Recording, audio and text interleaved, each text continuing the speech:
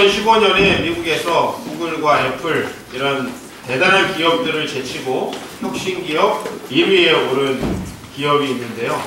바로 2010년에 뉴욕에서 창업을 해서 5년 만에 500명의 직원을 가진 기업으로 성장하여서 2015년 혁신기업으로 뽑힌 이 기업은 바로 인터넷 안경 판매 기업인 와비파커라고 하는 기업입니다. 이 와비파커라는 기업의 창업자들은 보통 안경이 생산 가격의 20배 정도의 가격으로 판매되고 있는 그 안경업계의 현실, 또 많은 젊은이들이, 경제적으로 어려운 사람들이 이 안경이 필수품인데도 불구하고 너무 비싸서 안경을 쓰지 못하고 또 안경을 잘 바꾸지 못하고, 특별히 제3세계의 사람들은 사실 이 안경이 눈과 같은 것인데 이 안경을 너무 비싼 가격에 사야 하는 그런 현실을 바꿔야겠다라고 생각을 하고, 당시에 룩소티카라고 하는 기업이 세계의 대부분의 그 안경업계를 장악하고 시장을 독점하고 이 생산 가격을 높여왔다고 하는데, 이 룩소티카라는 기업을 찾아보니까 여러분이 면세점에서 많이 볼 수 있는 펄 비전이라든지 레이벤, 어클리 이런 그 안경 회사들을 다 소유하고 있는 회사들이고, 또 샤넬과 프라다 같은데 안경을 생산해주는 이 회사가 거의 대부분의 시장을 독점하고 있다 보니까 생산 가격보다 너무나 비싼 가격에 안경을 사야 한다는 거예요. 이 사람들이 생각한 건 뭐냐면, 지금 21세기가 돼서 새로 개발되는 고가의 기계들이 있죠. 스마트폰 같은 거. 근데 이 스마트폰보다도 때로는 이 안경이 더 비싼 가격이 책정되어 있다는 것이 도저히 이해가 안 간다. 이게 사실은 필수품이고 디자인이 특별히 달라질 것도 없고 여기에 엄청난 최첨단 기술이 들어가 있는 것도 아닌데 이 안경이 너무나 비싼 가격에 팔리는 것은 잘못됐다. 누구나 필요한 안경을 써야 하고, 또 특별히 제3세계에 안경을 쓰지 못해서 시력이 대단히 안 좋은데도 불구하고 안경을 끼지 못하는 그러한 사람들에게도 안경을 공급해줘야 되겠다라고 하는 생각을 가지고 이 기업을 창업합니다. 여러분, 사실은 모든 창업자들이나 또 기존의 생각을 뒤집으려는 사람들이 누구에게 가장 먼저 반대를 받을 것 같습니까? 가족들에게 먼저 반대를 받습니다.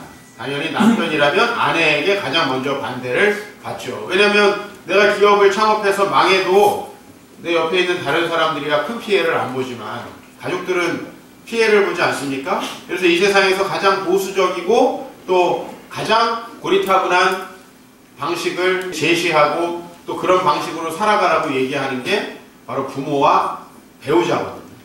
결국은 그런 그 가족들의 비아냥에 이 사람들도 엄청 많이 부딪혔습니다. 그리고 또 친구들이 이렇게 반대를 합니다. 좋은 생각인데 아마 다 가서 써보고 이 안경을 사지 누가 그 써보지도 않고서는 인터넷으로 안경을 구매하겠느냐. 그리고 너희가 했던 생각이라면 이미 다른 사람들이 다 해봤고 그 사람들이 해서 안 된 것이다. 이런 비아냥들을 하게 되었습니다. 자, 이들은 이런 비아냥이나 주변의 반대를 무릅쓰고도 자신들이 하려고 하는 이 사업을 계속 해나갔는데요. 저는 사실은 가족들의 비아냥이나 또 주변 사람들의 반대를 극복하는 사람들은 많이 봤어요.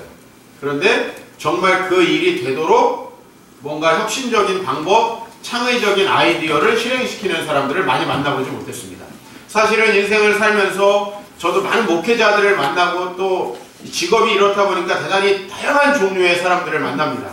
그런데 목회자들도 교회가 바뀌어야 된다는 생각을 다 하고 새로운 교회가 필요하다는 생각을 하지만 어떻게 해야 새로운 교회가 되는지에 대해서 답을 내는 사람은 거의 없더라는 거예요. 마찬가지예요. 자기 기업에 대해서 욕하는 사람 많습니다. 이 사회에 대해서 잘못됐다고 지적하는 사람 많은데요. 이 사회의 반대를 무릅쓰고도 뭔가 독특한 아이디어, 이 사회의 잘못된 통념들을 바꿀 수 있는 것을 실행해내는 사람은 거의 없다는 거예요. 저는 이 사람들이 어떻게 자신들의 비전을 실행했을까에 대해서 좀 더 찾아보게 되었는데, 그들이 결국은 인터넷으로 안경을 판매하고 가격을 5분의 1로 낮춰야 된다는 생각을 했어요. 왜? 어차피 20분의 1 가격에 생산되는 거니까 5분의 1로 낮춰도 4배 이상의 가격에 판매되는 거고, 어차피 많은 마진을 볼 수 있는 게 이 안경 산업이에요. 그래서 그들이 현실을 바꾸기 위해서 인터넷으로 안경을 판매할 수 있는 방법을 찾아내서 그들이 한 것은 바로 이것입니다. 안경을 와비파커에서 구매하고 싶은 사람들은 모두 다 홈페이지에 먼저 가입을 해야 돼요. 홈페이지에 가입을 하면 자기가 거기서 수많은 디자인의 안경들을 집에서 그냥 클릭을 해서 검색해 볼 수가 있어요. 그러면 그 중에서 5개를 자기가 선택을 해요. 그러면 그것을 회사에서 무료로 배송을 해줍니다. 그럼 자기가 그거를 집에서 써보고 그 다음에 그 중에서 자기가 마음에 드는 디자인이 있다라고 하면 그제서야 이제 자기의 시력과 눈과 눈 사이의 거리를 입력하면은 2주 후에 완제품을 받는데 그 가운데에서 안경을 주고받고 하는 모든 물류 비용은 회사에서 책임을 진다. 그 대신에 이 사람들이 수고를 해야 되잖아요. 그죠? 뭘 가입을 하고 입력을 해야 되니까 가격을 5분의 1 수준으로 낮추자. 이것이 2009년에 이런 창업 과정을 거쳐가지고 2010년에 이 창업을 하게 되었을 때 사실은 이 창업자들은 어떻게 현상 유지를 할 수 있을까에 대해서 생각을 했고 그것을 목표로 삼았다고 합니다. 그런데 사실 그 결과가 굉장히 놀라웠고 단 5년 만에 미국의 모든 기업들을 제치고 혁신 기업이 되었다는 것이죠. 그래서 사람들이 인터넷으로 안경을 사지 않을 거라는 통념을 완전히 깨트린 그런 혁신적인 기업이 되었다는 것입니다. 통념을 파괴하는 기업들이 사회에서 성공하는 걸 봅니다. 많은 사람들이 과거의 생각에 매여서 과거의 방식으로 사업했을 때 그것이 더 이상 되지 않는다는 것. 특별히 이 20세기 말부터 이 사회가 얼마나 만에 바뀌었습니까? 지난 인류 역사를 통틀어서 바뀐 변화보다 20세기 한 세기에 바뀐 변화가 더 크고 지금 우리는 21세기를 또 16년이나 살았습니다. 이 16년 동안에 20세기에 나타나는 변화만큼의 엄청난 변화들이 또 되고 있다는 것이죠. 이 세상에서도 통념을 파괴하는 사람들이 필요하다. 그렇게 통념을 파괴하는 생각들 많은 사람들이 하지만 사실 제가 이 기업을 보고 놀란 것은 뭐냐면 진짜 이게 안경 가격이 너무 비싸다 라고 욕하는 사람 많잖아요. 야 이거 하나가 몇십만 원씩 해. 여러분 면세점 가가지고 엄청 싸게 샀다고 자랑하는 선글라스 30만 원 주었다고 엄청 자랑하는데 만드는데 15,000원 들어가요. 15,000원. 사실은 우리가 사는 안경들이 굉장히 저렴한 가격인데 이거 다 알고 있어요. 저희가 이거 아무리 쇠붙이를 구부리고 무슨 여기다가 뭐 다이아를 박지 않는 이상 이게 그렇게 비쌀 리가 없잖아요. 그러나 사실은 이런 통념을 깨트리는 데에는 주변의 반대를 이겨야 하는 과정들이 필요하고 또 그것을 깨트리기 위해서는 지금 기존 사람들의 생각을 바꾸는 그런 아이디어들이 필요하다는 것이죠. 저는 이 창업자들이 얼마나 고민했을까. 이 창업자들이 대부분 안경을 꼈던 사람이래요. 근데 안경이 비싸가지고 안경을 못 바꾸던 청년 실업자들이었다는 거예요. 그 사람들이 얼마나 이것을 위해서 고민하고 애썼을까 하는 생각을 해봤을 때 저도 창업자의 한 사람으로 대단하다고 생각을 합니다. 우리 그리스도인들이 모두가 여기에서 배워야 될 점이 있다라고 봅니다. 여러분 우리가 그리스도인이 되었다는 것은 뭡니까? 이 세상 사람들이 일반적으로 살아가는 그런 삶의 방식으로 살지 말라고 하나님께 부름받은 것입니다. 여러분들이 주변 사람들을 볼 때 세상 사람들이 다 그렇게 사는데 뭐 우리도 그렇게 사는 거지 라고 한다면 여러분은 예수를 믿을 필요가 없습니다. 왜? 어차피 세상 사람과 똑같이 살아갈 건데 굳이 예수를 믿을 필요가 뭐가 있습니까? 그리스도인은 통념 파괴자로서 이 세상에 부르심을 받은 것입니다. 1세기 당시이던 지금이던 그리스도인들은 늘 소수입니다. 오늘도 860만 정도의 개신교인들이 예배를 드린다고 합니다. 그런데 그 중에서 여러분 정말 하나님의 부르심을 따라 이 세상을 다르게 살아가는 사람이 얼마나 될까요?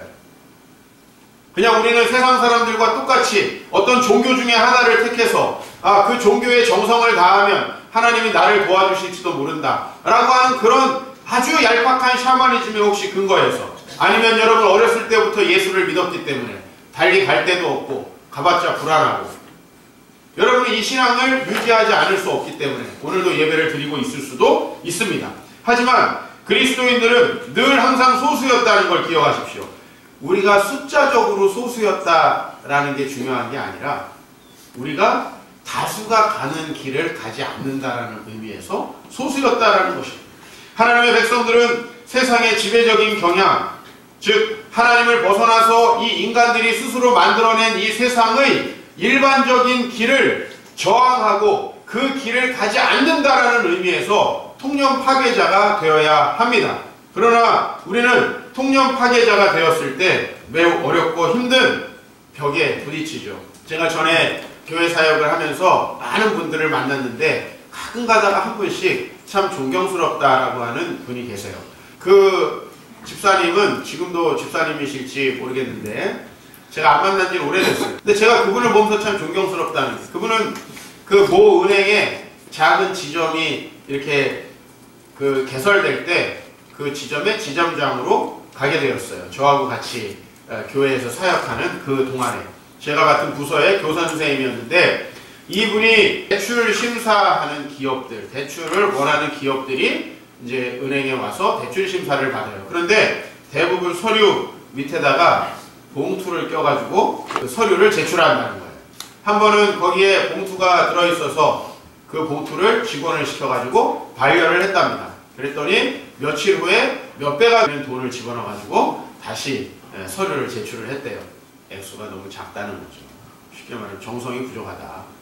그렇게 생각하는 줄 알고 그래서 다시 한번 그걸 돌려주면서 이렇게 하면 대출을 받으실 수가 없다고 그랬더니 나중에 전화를 해가지고 욕을 하더라는 거예요. 사실은 이분은 통념을 깨는 거죠.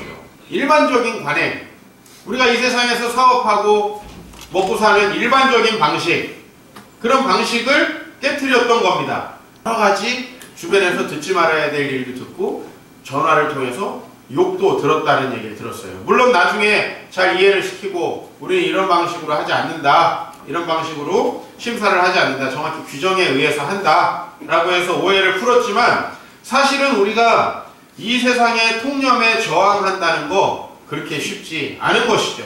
지금까지 늘상 사람들이 그렇게 살아왔고 늘상 사람들이 행해왔던 일들과 다른 길을 간다는 것은 이렇게 너만 잘났냐? 이런 얘기를 들을 수도 있고 또 이 세상에서 외톨이가 될 수도 있는 그런 어려운 길입니다. 그러나 오늘 예수님께서 하나님 나라 삶의 방식을 택하는 것은 좁은 문으로 들어가는 것이라고 말씀합니다. 오늘 이 좁은 문으로 들어가라라는 마태복음 7장은 하나님 나라를 살아가는 사람들의 제자들의 삶의 방식, 그 삶의 방식을 얘기하는 가운데 나온 본문입니다. 마태복음 5장부터 7장은 어떻게 우리가 하나님 백성으로 살아갈 것인가 라고 하는 우리 삶의 윤리를 주는 과정에서 그 문은 좁은 문이라고 이야기를 합니다. 왜 좁은 문이에요? 단지 소수가 가기 때문에 좁은 문이 아니에요. 그 길은 대부분의 사람들이 가지 않는 길이라는 의미에서 좁은 문이라는 겁니다. 여러분 남들이 가지 않는 길을 갈 때 얼마나 불안해요. 여러분 어렸을 때 학교에 늦은 줄 알고 막 갔는데 같이 늦은 동료들이 많을 때 어떤 순간이 돼요? 안심이 되죠.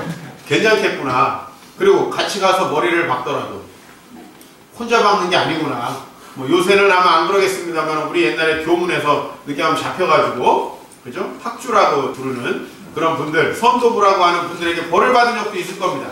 그러나 여러분 동지가 있으면 굉장히 안심이 되죠. 그러나 여러분이 나쁜 짓을 할 때도 동지가 있으면 안심되지만 좋은 일을 할 때도 혼자라면 굉장히 불안한 거예요. 우리는 심리적으로 그래요. 누군가에게 동조받고 싶고 누군가 내 편이었으면 좋겠는 그런 생각을 다 가지고 있어요. 그래서 그런 우리의 마음으로 보았을 때 예수님이 말씀하시는 거예요. 그 길은 굉장히 좁다. 멸망으로 인도하는 문은 크고 그 길이 넓어 들어가는 자가 많아요. 그러면 어떻게 된다? 우리가 안심이 된다라는 거예요. 안심이. 나만 그러는 게 아니네. 그죠? 컨닝도 여러분 혼자 하면 굉장히 양심적으로 거리낄 거예요. 그러나 앞에 있는 선생님이 딴짓하고 집단적으로 쪽지가 넘어다니면 안 보는 내가 이상한 거라는 생각이 좀 듭니다. 아주 단순하게 말해서 눈을 하나씩 갖고 있는 저 어느 별에 가면 눈 두 개 있는 우리가 이상한 거다 이 말입니다. 눈 두 개 있는 우리가 이상한 거다. 여러분 어느 날 하나님께 부름을 받아서 하나님께서 말씀하시는 대로 여러분이 이 세상을 살다 보면 물론 교회 나오는 사람 중에서 그냥 세상의 샤머니즘적 종교관을 그대로 가지고 와가지고 하나님께 비나이다 하는 사람 많습니다. 그러나 그런 사람이 아니라 나는 하나님 말씀을 배우고 그 하나님의 말씀으로 이 세상을 살아가면서 하늘로부터 오는 복을 구하겠다라고 생각하는 사람들은 저항에 부딪힌다는 거죠. 첫 번째로 외롭다는 거예요. 왜? 다른 사람들이 일반적으로 가지 않아요. 여러분이 교회에 오면 아마 여러분들이 열심히 선교하고 열심히 봉사하고 이 세상에서 뭔가 그리스도인으로 정말 아름답게 살아가야 되겠다라는 결심이 들 거예요. 왜? 여기에는 그런 사람들이 있고 우리 주변에는 그것이 긍정적으로 이야기되기 때문이에요. 그러나 여러분들이 내일 딱 회사에 가는 순간에 여러분들은 회사에서 배우 소수가 될 거예요. 그렇게 얘기하는 사람 거의 없을 거예요. 그런 줄 알고 사장님이 장로님이라서 회사에 들어갔는데 아니라는 걸 확인하고 더 열받을 거예요. 우리 이런 세상에 살고 있어요. 저 사람도 그리스도인이 맞나? 그리고 여러분 같이 그리스도인인 줄 알았는데 가보니까 저 사람은 아군인가? 라고 하는 생각이 드는 그런 경우가 우리 이 세상에 많다라는 것입니다. 이 세상의 통념에 저항하고 통념을 파괴하는 자로서 부르심을 받은 우리들에게 그래서 공동체가 필요하고 용기가 필요합니다. 격려해주고 돌아볼 사람들이 필요하고 우린 이런 방식으로 우리의 믿음을 축하하고 우리의 믿음을 서로 격려하는 이런 모임들이 필요하다는 거예요. 넓은 문, 모든 사람이 가는 문, 그 문은 이 시대의 대세, 다른 사람들이 다 그렇게 한다라고 하는 것은 정답이 아니에요. 왜? 하나님을 떠난 우리 인간들이 모두가 추구하고 옳다고 생각하는 그 방향은 절대 진리일 수가 없습니다. 여러분들은 거기서 마음의 위안을 얻겠죠. 아, 나같이 사는 사람이 많구나. 나만 그런 게 아니구나. 그러나 여러분 그 길에서 안심하면 안 됩니다. 그리스도인들은 그 길이 불편해야 하고 그 길을 가는 것이 기분이 좋지 않아야 합니다. 생명으로 인도하는 문은 어떤 문입니까? 바로 그 문은 좁고 길이 협착하여 찾는 이가 적습니다. 여러분이 가는 그 길이 찾는 이가 없을 때 외롭잖아요. 저도 교회를 개척할 때 모두 다 열심히 목회하고 목회를 준비한 사람들이 응당 가는 길이 개척의 길이라면 그게 그렇게 힘들지 않았을 거예요. 그런데 나만 다른 길을 간다라는 거, 여러분 우리는 좁고 길이 협착하여 찾는 이가 적다라고 할 때 심리적인 불안을 느낍니다. 그죠? 다 같이 가는 길이 아닐 때 굉장히 심리적인 불안을 느낍니다. 분명히 옳은 길인데도 불구하고 심리적인 불안을 느낍니다. 제가 대학 다닐 때 심리학과에서 하는 실험에 피실험자로 참여한 적이 있습니다. 실험의 내용은 뭐였냐면 분명히 이 같은 길이의 노끈인데 하나가 더 길다라고 다른 사람들이 다 짜고 이야기를 하는 거예요. 그랬을 때 그 남은 한 사람이 어떻게 반응합니까? 분명히 길이가 똑같아.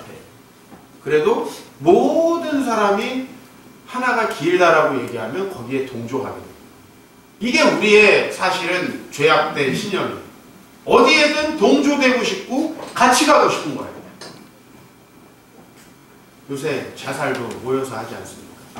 같이 악한 길이라도 같이 가면 아마 우리에게 좀 마음의 위안이 되는 모양이에요. 그러나 우리 그리스도인들의 길은 협착하여 찾는 이가 적습니다.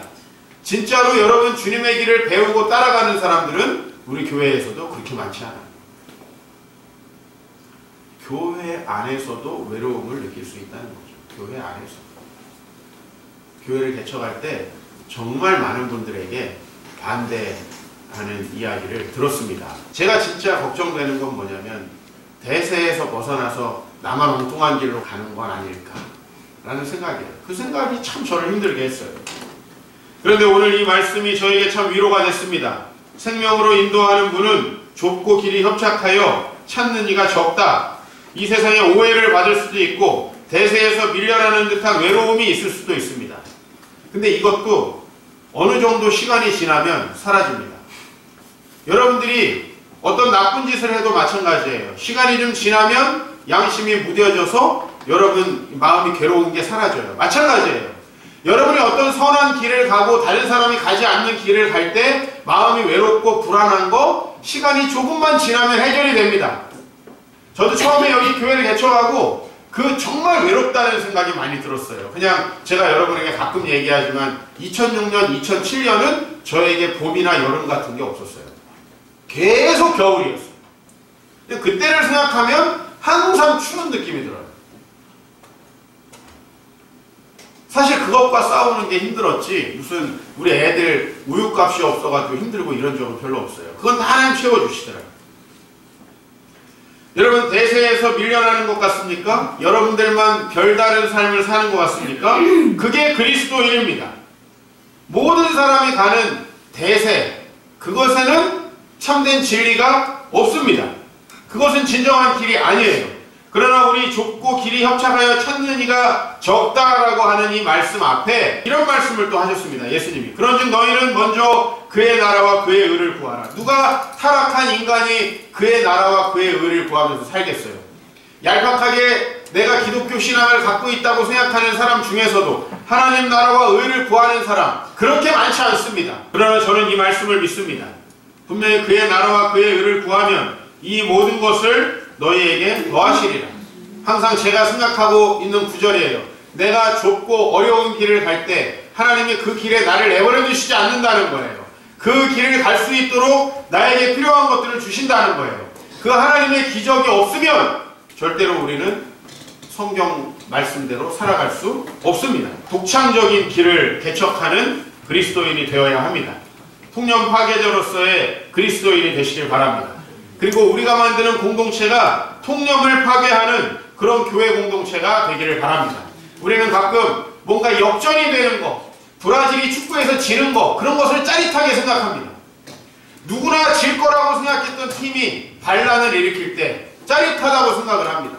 올해 제가 잘 보지는 못하지만 EPL에서 레스터 시티라는 아무도 주목하지 않는 팀이 우승에 근접했다는 얘기를 들었습니다. 우린 이런 데서 굉장히 짜릿함을 느낍니다. 이 세상 통념을 따라가지 않고 이 세상의 대세를 따라가지 않고 승리해야 하는 거죠. 여러분은 가끔 아마 회사에서 그런 얘기를 들을 거예요. 말씀대로 양심에 따라 살아가려고 할 때 세상을 모른다라는 이야기를 들을 수도 있을 것 같습니다. 만약에 그것이 여러분의 양심 때문이라면 우리는 듣는 것도 괜찮을 것 같습니다. 하나님께서 그 얘기를 하는 사람들보다 우리를 더 높여주실 거라고 저는 믿습니다. 독창적인 길을 개척하고 이 세상이 우리를 따라오도록 하는 진정한 사회의 리더가 되시길 바랍니다. 주님의 도우심으로 놀라운 인생을 살아가시길 바랍니다. 쟤는 예수 믿는데 우리랑 뭐 하는 건 별다른 게 없네? 이런 게 아니고 예수 믿는다면서 뭐 성격이 저러냐? 이런 얘기를 듣는 게 아니고 예수를 믿기 때문에 참 우리하고는 좀 다른 길을 간다 라고 하는 이야기를 들으면 좋겠습니다. 저는 오늘 와비 파커라는 기업을 여러분에게 소개했는데 사실은 이렇게 새로운 생각을 하는 젊은이들은 엄청나게 많아요. 그러나 그것을 끝까지 될 수 있도록 방법을 구해내는 교회들은 또 젊은이들은 많지 않더라고요. 저는 하나님의 약속을 믿고 대세를 거부하는 사무엘과 다윗 같은 사람을 벤치마킹하기를 원합니다. 그래서 그 길을 세 가지로 한번 제시해봤어요. 어떻게 사무엘과 다윗은 그 당시의 우상숭배와 수많은 악한 자들의 틈바구니 속에서도 자신의 길을 갖는다. 첫 번째로 그들은 통념을 파괴하는 삶의 원리를 말씀을 통해서 배웠다는 것입니다. 말씀 한번 같이 읽겠습니다.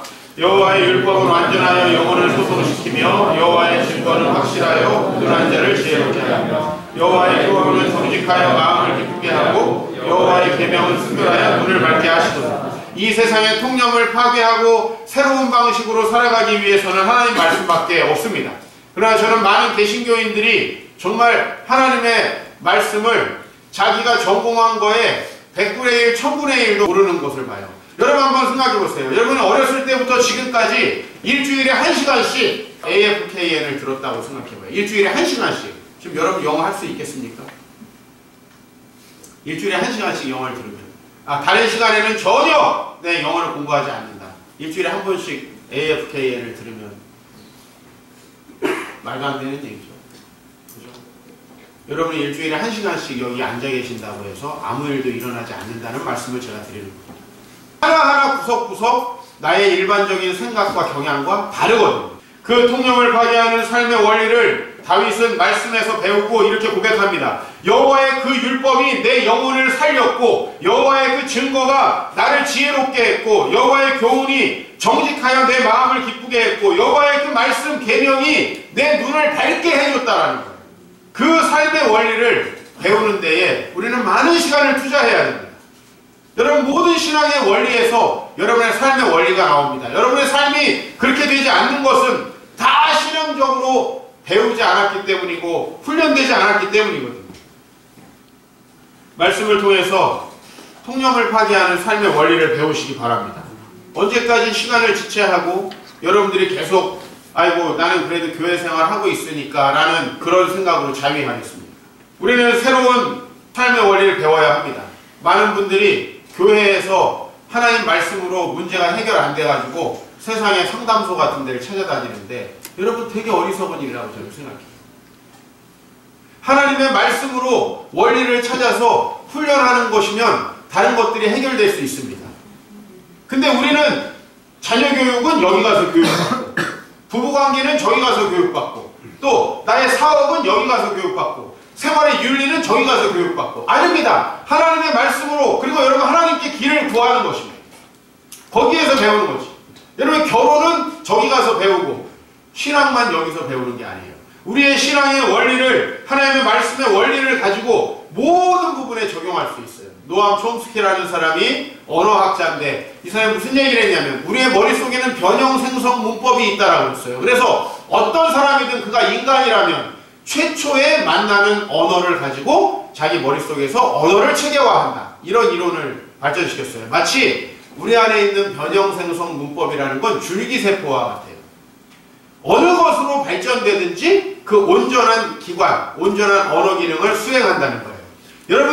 여러분들이 하나님의 말씀으로 온전한 삶의 원리를 배우면 거기에서 여러분이 어떻게 부모가 돼야 하는지, 어떻게 배우자가 돼야 하는지, 어떻게 사업을 해야 되는지 모든 원리가 거기에 있습니다.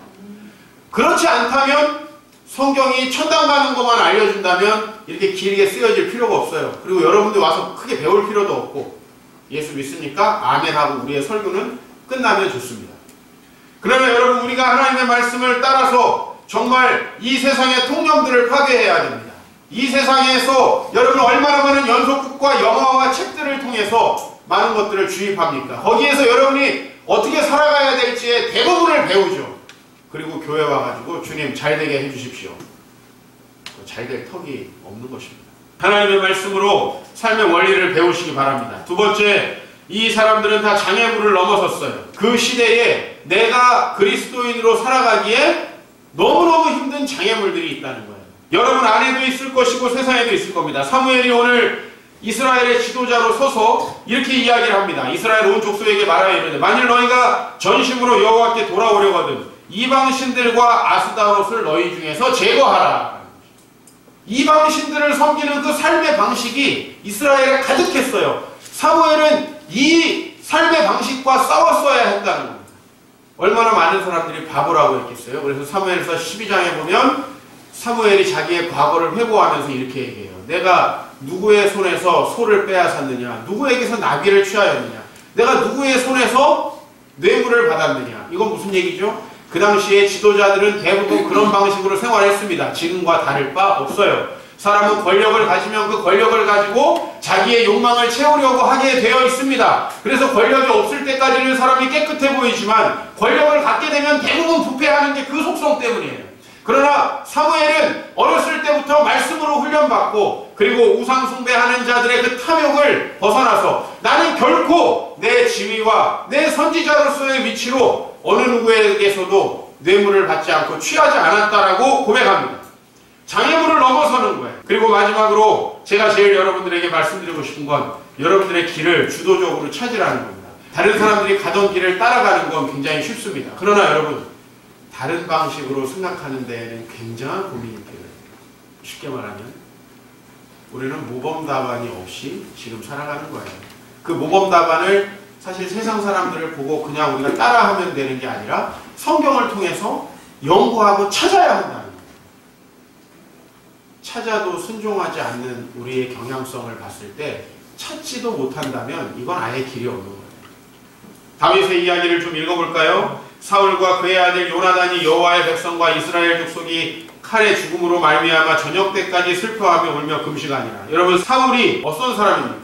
다윗이 왕이 될까봐 계속 죽이려고 하고 다윗을 끝까지 괴롭혔던 사람이 바로 사울이에요. 그러나 다윗은 일반적으로 자기의 정적을 제거하는 정치인들과는 다르게 이 사울이 죽었다는 것을 굉장히 슬퍼하고 애도했고, 이 사울이 죽었다는 것을 아주 기쁘게 다윗에게 보고했던 사람을 오히려 처벌했습니다.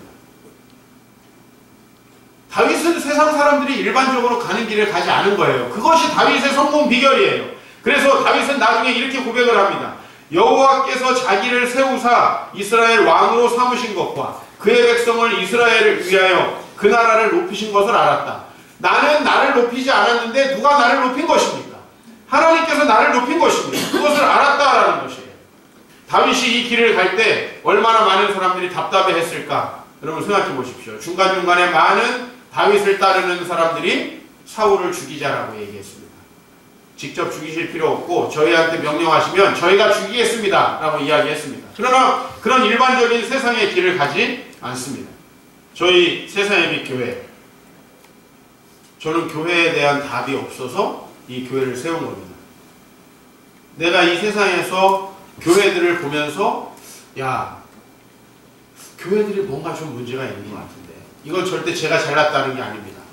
제가 그 길 속에서 너무나 뻔하게 그 길을 갈 수 있는 사람이기 때문에 뭔가 답을 찾아보자 라고 세웠습니다. 우리 교회 여전히 부족한 게 많고 우리 교회에서 하는 모든 시도들이 옳다라는 게 아니에요. 그러나 지금 교회들의 뭔가 새로운 이야기가 필요하다라는 것이에요. 새로운 답이 필요하다는 생각을 했어요. 왜? 정말 우리가 그리스도를 섬기고 정말 우리가 새로운 백성이 되었다면 교회의 문화가 이럴 수가 없다라는 거예요. 교회가 정말 새로워졌다면, 교회가 이렇게 부패의 온상이 되고 교회가 정말 하나님의 백성들이 모여있다면 이렇게 자기의 직분을 자랑하고 자기를 높이고 서로 고소하고 고발하는 교회가 될 리가 없다라는 것이죠. 만약에 그런 것이 교회라면 저는 기독교 신앙에 소망이 없어요. 아니, 세상에서 늘 있는 걸 왜 교회라는 조직을 또 만들어가지고, 이건 정말 목사를 위한 조직밖에 안 되잖아요.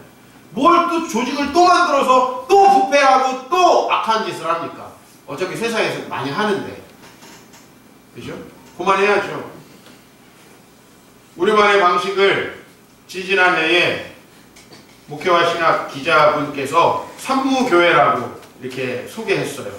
산무라는 뜻은 새벽 기도가 없고 성가대가 없고 오후 예배가 없다는 뜻입니다. 그러나 우리는 이걸 없애려고 한 게 아니라 뭔가 새로운 방식으로, 저는 상당히 공로를 세우고 새벽에 비나이다 하는 새벽 정성의 정신을 이어받은 새벽 기도에 뭔가 근본적인 변화가 필요하다고 생각했습니다. 비나이다를 열심히 해가지고 복을 받는다는 것은 결코 성경에 나오지 않습니다. 근데 우리가 그렇게 가르치건 그렇게 가르치지 않건 대부분의 성도들이 그렇게 해야 자식이 잘 되고 그렇게 해야 복을 받는다고 생각합니다.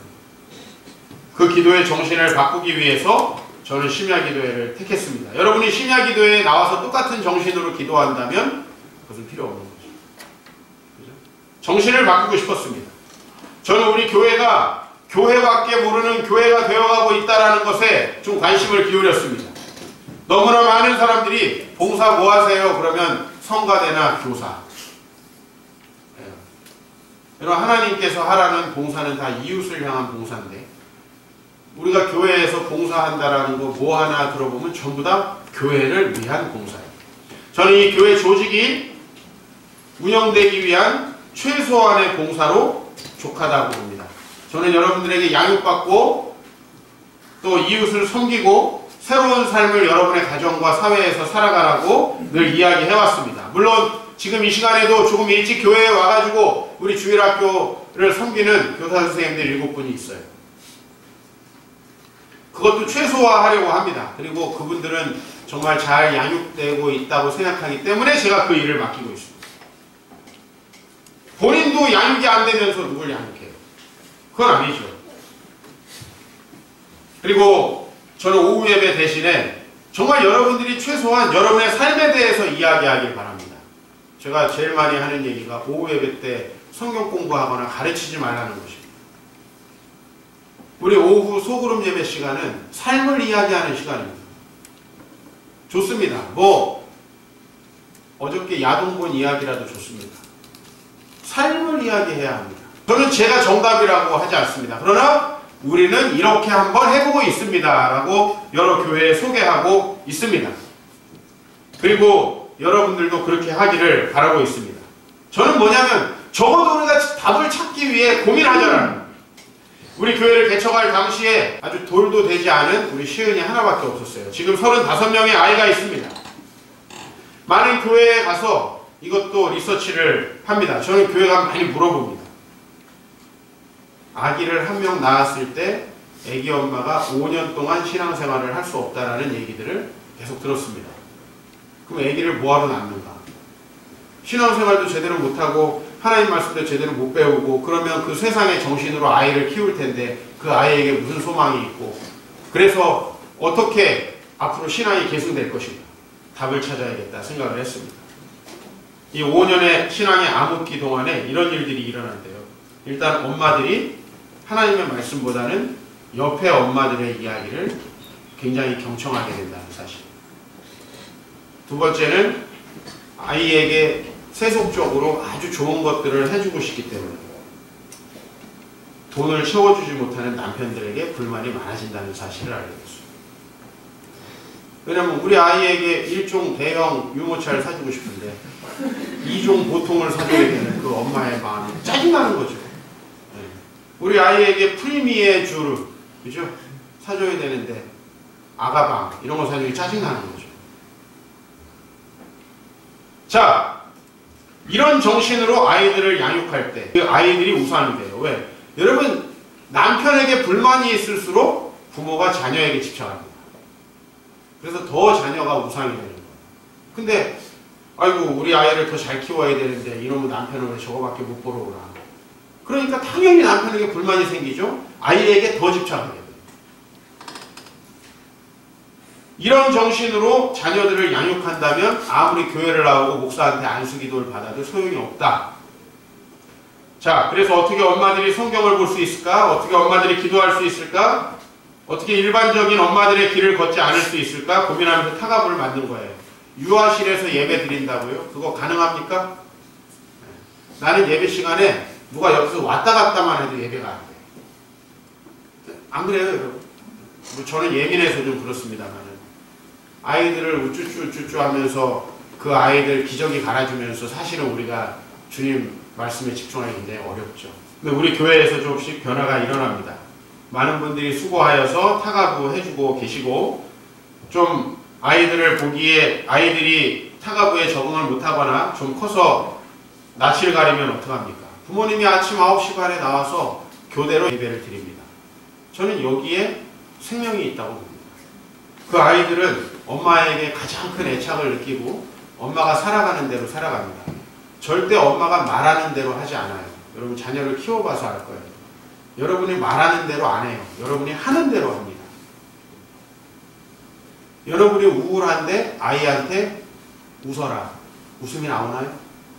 여러분들이 불만이 많은데 아이들한테 항상 만족하고 긍정적인 생각을 해라. 그게 가능한가요? 내가 가지고 있는 거의 그 감성의 대부분이 그대로 아이에게 전달해요. 부모님이 우울한 경우에 아이는 거의 100% 그렇습니다. 부모의 문제가 거의 100% 아이에게 전달됩니다. 근데 우리는 그 아이가 잘 되기 위해서 바라죠. 그거는 안 된다는 거예요.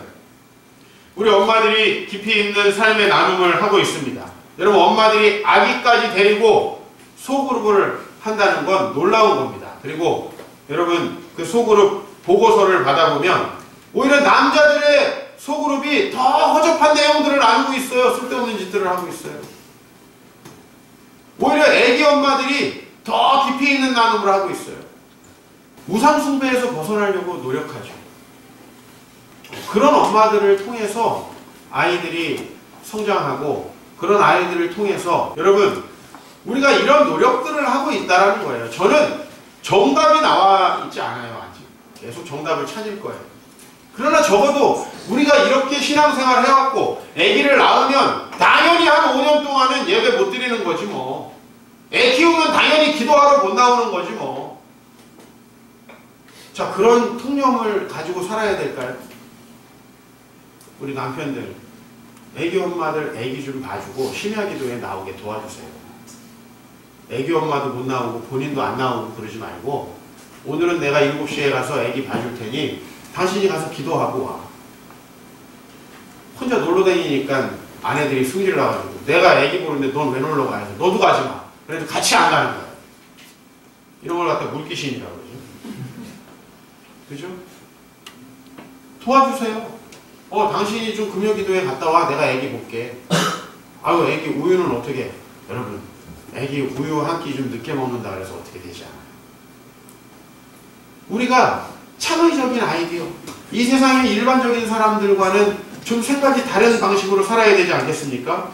저는 오늘 여러분들에게 통념을 파기하기 위해 고민하라는 말씀 드리고 싶고, 제가 목회하면서 가장 많이 묵상하는 말씀 여러분들과 좀 나누면서 오늘 마치려고 합니다. 같이 공동합니다. 너희 중에 누구든지 지혜가 부족하거든 모든 사람에게 후히 주시고 꾸짖지 아니하시는 하나님께 구하라. 그리하면 주시리라. 사실요, 저는 일반적으로 사람들이 가는 길을 벗어나서 왔기 때문에 진짜 뭘 어떻게 해야 될지 모를 때가 많았어요. 하나님께서 저 34살 때 아버지까지 데려가셔가지고 그나마 가끔 물어볼 아버지도 안 계시고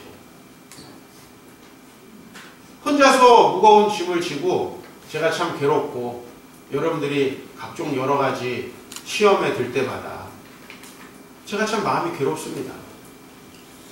그런데 그럴 때 저에게 유일하게 힘이 되는 말씀이 있어요. 지혜가 부족하거든 모든 사람에게 후히 주시고 꾸짖지 아니하시는 하나님께 구하라. 그러니까 하나님은 우리가 죄를 지으면 꾸짖어요. 하나님 모르겠어요. 좀 알려주세요. 이거 안 꾸짖는다는 거야. 하나님 저 목회 어떻게 해야 되는지 모르겠어요. 신학교 때 안 배우고 뭐 했냐 이놈아. 그렇게 안 하신다는 거예요. 하나님 어떻게 아빠 짓을 해야 될지 모르겠어요. 어떻게 엄마 노릇을 해야 될지 모르겠어요. 이렇게 얘기하는 사람을 오히려 좋아하시고 꾸짖지 않고 그 지혜를 주신다는 거예요. 이 세상의 통념을 파괴하는 거 쉽지 않습니다. 그러나 분명히 하나님은 우리에게 지혜를 주시리라 믿습니다. 어떻게 하나님의 비전에 헌신하면서도 가정과 직장에 충실할지 고민해 보십시오. 둘 중에 하나를 선택하지 말고 가정을 포기하거나 또 세상을 포기하거나 하지 말고 주님 나라를 포기하지 말고 여러분은 분명히 가족도 충실히 지키면서 하나님께도 신실하게 더욱더 이 세상의 통념을 파괴하는 신앙인으로 성장해 나갈 수 있습니다. 분명히 방법이 있습니다. 분명히 방법이 있습니다. 저는 여러분들과 함께 가면 좋겠습니다. 세상에서 그리스도인으로 살아가면서 어떻게 세상의 적대 문화에 휩쓸리지 않으면서 사업할 수 있는지, 어떻게 세상의 일반적인 교제 방식으로 우리가 술 먹고 왁자지껄 떠들지 않는 방식으로도 세상과 교제하고 그들의 마음을 얻을 수 있는지 하나님은 지혜를 주실 것이라는 것입니다. 세상의 통념을 파괴하고 생명으로 인도하는 문으로 들어가는 저와 여러분 되기를 소망합니다.